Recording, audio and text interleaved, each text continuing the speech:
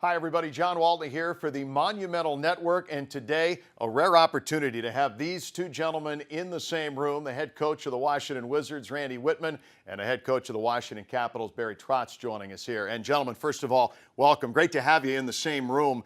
There's a lot of things that we could talk about as far as basketball and hockey, but we want to talk a little bit about you guys and the individuals and maybe some coaching philosophy and style. And I think maybe the first place to start, you both have a lot of guys in your dressing room, in the locker room, of varying, whether it be temperaments, or you've got your star players, you've got your role players. How, for each of you, how do you go about managing a room and getting the most out of them? How does that work? Randy, maybe let's start with you. That's a good question to start off with. Well, I mean, it changes. My philosophy and all that is, I tell the guys, up front, I've got to learn who you are. Number one, and then I'm going to treat each guy maybe a little differently. I might be able to kick one guy in the pants and he responds in a really good way, and another guy maybe doesn't respond in a good way. You've got to figure out what buttons that you can push. The one thing that I think is very important for me is, though, everybody's got to be held accountable. How you motivate them changes a little bit, but everybody has to have that standard of accountability. And I think that's then where you develop the relationship and respect from coach to player and player to coach, with the fairness of, everybody's on the same page and what we have to do and how we got to do it. But how I motivate changes a little bit is really my kind of philosophy there. Barry, does that sound about right to you? Yeah, I can echo a lot of things that he said there. One thing I live by a little bit is I really believe in our sport we have 23 players. I'm going to teach 23 players, but I'm really going to coach probably 6 or 7 because they're the core guys that really help the other guys go in the right direction. And you're in a partnership. I think as coaching in professional sports, you're more so in a partnership. I always look at the individual players as companies. They're their own company, so their brand has to be as good as they can be. And just being the best that they can be and making them getting better every day is really a philosophy I live by. And I think coaching is about inequality.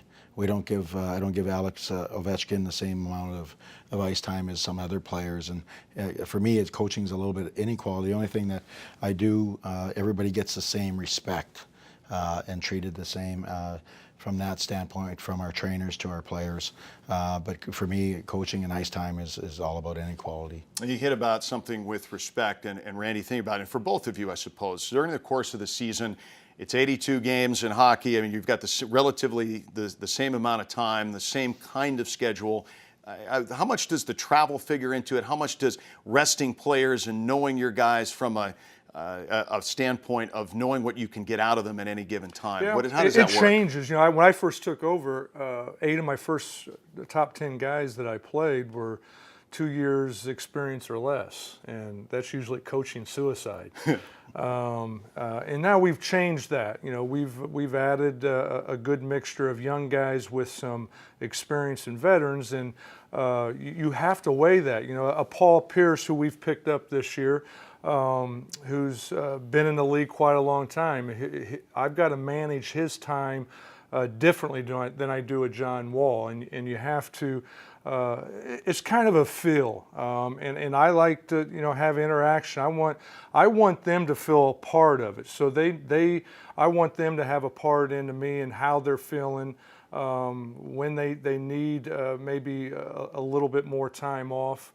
Whether it's practice or actual game, but it changes, and obviously with who that player is and the trust level that you have with the player. There's sometimes a guy might tell you something just to tell you that, and you have to have that understanding and trust level of the player. Let's take it outside the court and the rink here for a minute and talk a little bit about you guys as individuals. Here in Washington, and Barry, you may be new to town, but you've been in this area before, having lived in Baltimore. Randy, you've been here for a while. In this city, there are a lot of current events all around us. On Capitol Hill, a lot of the national headlines are generated right in our town. Through the course of the season, I know there's a lot to keep track of with your day jobs. How much do you absorb with a newspaper? How much do you look outside and really digest what goes on in the city outside of the basketball or the hockey court or hockey arena here? I'll let you go first on that one. I think you need to. I think you need to get away sometimes. And I know if you come into the, every coach, and Randy's probably the same way, we have framework in our day where there's a little bit of dead time, where you might work out, you might catch up on some things. And I try to get a little bit of a workout in and actually get current what's happening in our sport, but also what's happening in the world, because I think it's a great framework for engaging your players in conversation, what's going on, because you got to stay current in what's going on and what's the hot topic, not only in your sport, but I think in the world, so that, it's all about relationships, and those are great avenues to get into. Non-hockey talk, non-basketball talk. Yeah. Well, I'm going to be quite honest with you. That's probably one of my weakest points. I get it once the season starts, and thank God I got a wife that kind of steers me away from that. But you become creatures of habit. Yeah. You go on the road, you come home, you're playing, you're practicing it day in and day out. I half the time don't know whether it's Saturday, Sunday, or Monday. You lose that aspect of it once you get into the teeth of what you're doing, and you need, I agree with Coach, you need to have that ability to step back, breathe a little bit, smell the roses on the other side of it. And that's probably not one of my, I have a hard time with my wife always is pushing me to do different things, whether it's just even for a night to go to a movie, get away from To be able to turn it the off game. for a minute. Get away from the game. You don't need to watch, Boston and LA playing on TV tonight when I have an off night every night. And she does a good job of trying to steer me there. When it's an off night, or maybe it's the off season, what's a favorite place for you in Washington? Where do you like to go? What's something near the top of your list you want to go to? I like to go to nice restaurants. Okay. I like good food. And in this town, you've got your choice. A lot of options. Oh my goodness. And I've been here 5 years now and still haven't hit the cream of the crop of everything. So that's the neat thing about, I think, living here. And like I said, during the season, I like to get away to a movie a little bit quiet. Off season, I try to get away and play a little golf when the opportunity presents itself. Barry, how about you? Well, I'm new, so I'm in this area, so I haven't made all the restaurants, but I'm with Randy. I like the restaurants and that, but I like to do family stuff, outdoorsy stuff. Everything from just taking a bike ride with the family, going over and seeing the monuments at night, riding your bike, and we live so close now that it's something that you take advantage of. So I like to do new things, come on this side over here and try something new. So we really try the new and restaurants or new activities in our city that we're in. Maybe drilling down on something we've touched on the sides a little bit, but the job is very demanding. The pressure to win, especially in a major market like this. You guys both know what that's all about from this place and other places that you've been. How do you balance when you talk about family time, when you have to get away and turn it off, like you said, have a night away and be able to put basketball aside, put hockey aside? How do you balance through the course of all the road trips and all of the practices and everything that you have to do day, night, weekend with your job? How do you provide that balance and still maintain that family life, that personal life, friends, however that will work for you? How does that work? It's just changed a little bit for me now. My kids are grown and out and have their own jobs and live in different cities now, so it's just my wife and I. But this is my 31st consecutive year in the NBA, nine as a player and now 22 as a coach, and it changed, how it was from when you have kids. When they're in the house and they're in school and they're doing their things, of making sure you have that contact with them. I think sometimes sometimes I do a little bit selfish, and I'm all caught up in what I'm doing. And you've got to try to make sure you get caught up in what your family's doing also, that you haven't lost sight of that, that you're there for them, you're interested in what they're doing. And that's the thing that I just tried to do throughout my career, that make sure that it was a family situation. They had input in what I did, with my job and travel, and I had input with what was going on with them. Does that sound about the same for you as well? He's exactly right. I mean, you have to keep perspective. I'm in a little different place. We have a child who's 13 and special needs, so he's really put perspective in my life. in terms of what I think is important, what's not. And sometimes I think it's you know, the experience of being in the league a long time. You just got to trust your instincts of what's right. And there's too many moments sometimes. I look back and we've missed a lot of moments in our business. You know, the holidays we play, and birthdays and special occasions and all those things. And I think I try to savor those as much as I can. And when those events are, I think when I was young, if there was a birthday, you know, I'll get home at, you know, when I was younger, it'd be 6 or 7 at night, and that's not fair. I try to work it so that, you know, you come early and make it an event and make it special.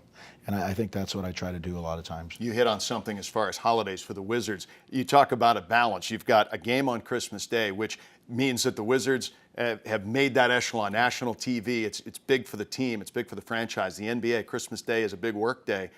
It's also Christmas Day, so there's a big balance there. Yeah, it is. Luckily for us, I think it's kind of worked out. It's going to work out kind of nice. It's a noon game in New York City, so you know, I'm going to try to make you know, our family come to New York City on Christmas Eve, and there's no better place than New York over Christmas time, and then be able to come back here and be home by 6:30, 7 o'clock to be able to then spend Christmas night here with the family. So it's going to be pretty special. Barry, a question for you. Are you a basketball fan? I am now. How much have you seen of basketball being in Nashville, being on the East Coast prior to that? How much basketball? Well, you know, I've watched a few of the Wizards games on TV, and just like we say, we have the same schedule. So, you know, do I watch basketball or watch hockey? I'm probably watching hockey, but I do pay a lot of attention to basketball when it gets in the playoffs, even when we're in the playoffs, because you get those off days and what have you. So. And I've met him, and he's a terrific person. I've heard nothing but fantastic things. So you'll see me at a few basketball games, I'm sure. Yeah, I certainly get to a few myself. But as far as hockey goes with you, I knew you grew up in Indiana and played basketball there. And I come from the Midwest. I know there's not a lot of hockey in the Midwest. I wasn't a big hockey guy until I did get into the NBA. You know, I spent some time in Minnesota, and obviously the Wild are there, and then obviously spending time here in D.C. with the Caps. And you know, I'll walk out of my office and the game will be starting up, and I'll pull up an empty seat. The usher asked me where my ticket is, and I said, I'm just going to be here. I'm only going to be here a minute. So that's kind of nice, you know, where you get done with your work and you walk out and they're getting ready to throw the puck out there for the opening, and it's given me an opportunity probably that I wouldn't have. That's how I've kind of become a hockey fan, just through my work outlet and being in the same building. Greatest moment of your coaching career to date for both of you? You're asking me. Probably just like any coach, the first of anything. The first time stepping on the bench, probably in '97, and you look up and you go, I'm coaching in the NHL, and that is a great moment. And there's other moments. You know, you win at every level, or you have those big moments. But the first, almost for anything, is a big moment for me. Yeah, I'd have to exactly the same thing. You know, you strive to get to this point. You don't know whether you're ever going to make it to that point, and then when it does come, it's an eye-opening experience, and one you'll never forget. It. You know, it's the same as when I was a player. The first time I stepped on the court was in Philadelphia, and Dr. J came up to me, who didn't know me from Adam, and smacked me on the rear end and said, "Welcome to the league, kid." And so you remember those things, and stepping on the floor as a coach for the first time, knowing that this was something I was striving to hopefully get to, and now you're there and all your dreams kind of come. You coached a Calder Cup winner in Portland. You won a national championship when you played at Indiana. For both teams, this town starving for a champion, what is it for both of you? What would it mean to you personally to be able to bring a championship to Washington, D.C.? Well, for me personally, it would be the ultimate, and I'm you know, someone's got to start this, and I'm actually hoping the Nationals start it, because I think that the Nationals got a great shot at this year, and if they can do it, that's going to force us to be better. Kind of like Boston in the last absolutely. 10 years. I really believe that there's a good energy from winning, And I hope the Nationals can do it and give us some good energy. Randy's team some good energy, and I think we can do it. But there's great ownership. We know that in the city, and everybody's starving for a winner. So I think we're both committed to bringing And the they championships. will come. I think we saw it for us. I mean, obviously, I've been here for 5 years. As the Caps have gone through their playoffs and getting close and seeing that arena the way it is, and for us last year and getting to the semifinals and seeing the arena like it was. I mean, this city, they're ready to burst out, and I don't know if you can get to a better place than here to have an opportunity to win it all, to see what would happen. Gentlemen, a delightful conversation. Thanks for joining us today. Thanks for having me. All right, Barry Trotz of the Capitals, Randy Whitman from the Wizards. I'm John Walton for the Monumental Network. This has been a production of Monumental Network, your monumental source for sports and entertainment.